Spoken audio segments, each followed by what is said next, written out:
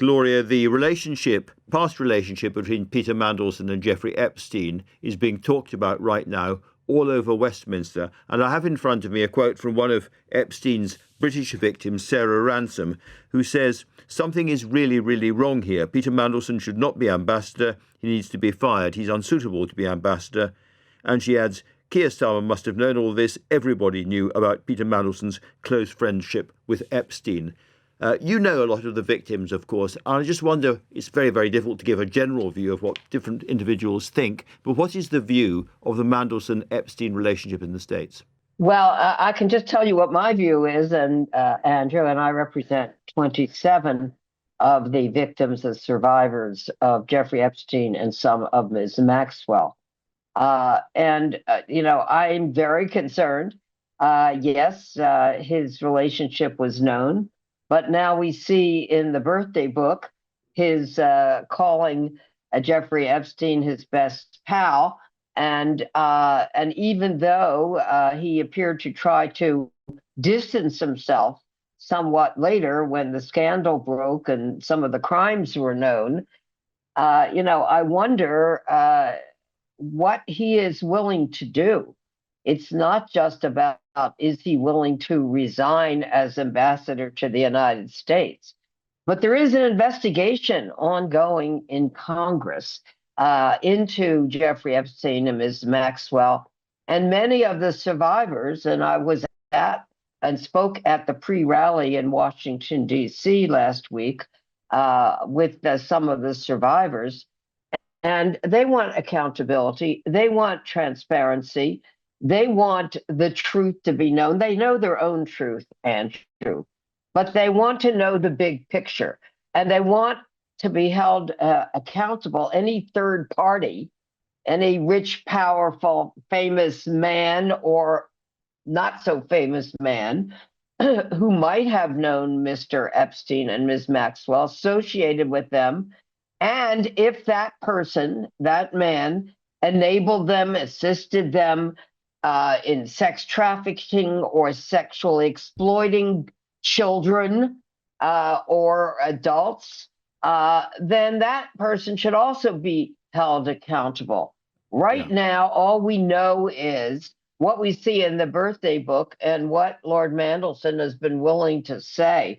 I suggest, why doesn't he volunteer to speak at some of the congressional hearings and tell anything and everything that he knows that they might ask him? Because after all, he knows a lot. That doesn't mean he committed a crime, doesn't mean he did anything wrong, but he saw young girls. We see the photo in the birthday book of a young girl. We don't know how old she is. Her face is not shown, but she's wearing underwear. How many young girls did he see there? What were they doing?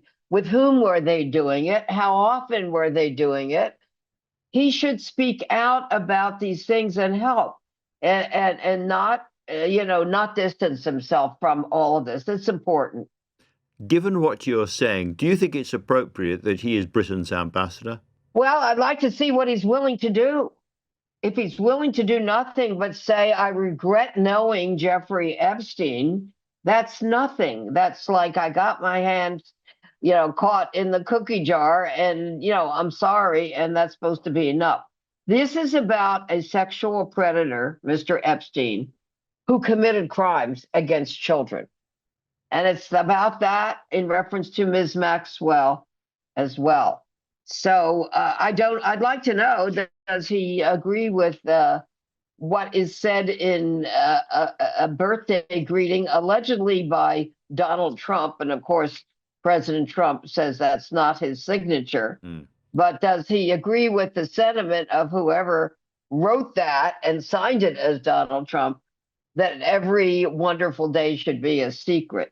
Well, it wasn't a wonderful day for the victims who were on Little St. James Island with Jeffrey Epstein at his residence, and many of whom saw Lord Mandelson there. We probably interacted with him in some way. We don't know in what way. So he has to reach out and try to help in this investigation. To answer your question clearly and specifically, if he doesn't reach out, if he doesn't volunteer to say what he knows, then I think he should resign. Because maybe it was fun and games for him on that boat we saw him on, smiling and happy in the sunshine and the water. It wasn't that happy day, happy vacation time for many of the victims. So I believe in, what the saying, deeds, not words. I'd like to see what he's willing to do. If he just wants to remain silent, that's not enough. He should resign.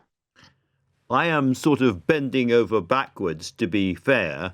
There's no indication that Peter Mandelson was involved in any kind of trafficking or any kind of crime that we know of. And he might say, we all make mistakes with our friends. I had no idea what he was up to. He seemed to be charming and eloquent and generous. And it's a terrible mistake, but that's all that happened. I made friends with the wrong person. Well, that's not enough, okay? A mea culpa. I didn't know. How could I know? Did I know? No, I didn't know. That's not enough.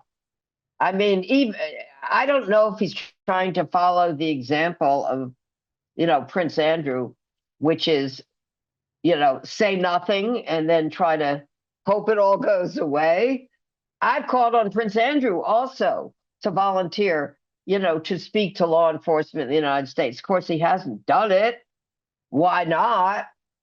He has suggested in a prior interview that he really doesn't know anything that could help. That's paraphrase, but that's the essence of it. It's not for him to judge whether he knows anything that could help or not, and neither is it for Lord Mandelson, in my opinion. Let him say, if you want to ask me questions about what I saw and what happened on Little St. James Island or any other residence that I may have visited or in any other place that I saw or was with Jeffrey Epstein or Ms. Maxwell, feel free to ask me anything and everything. Like anyone, I am happy to provide any information I know about where a crime was committed, even if I didn't see it. He hasn't done it yet. I offer him that invitation to do it.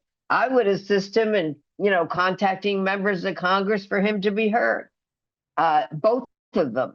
But, just can't stand back and say, oh, I didn't know. Well, should you have known? What were all those young girls doing there? Isn't that a bit unusual, to say the least?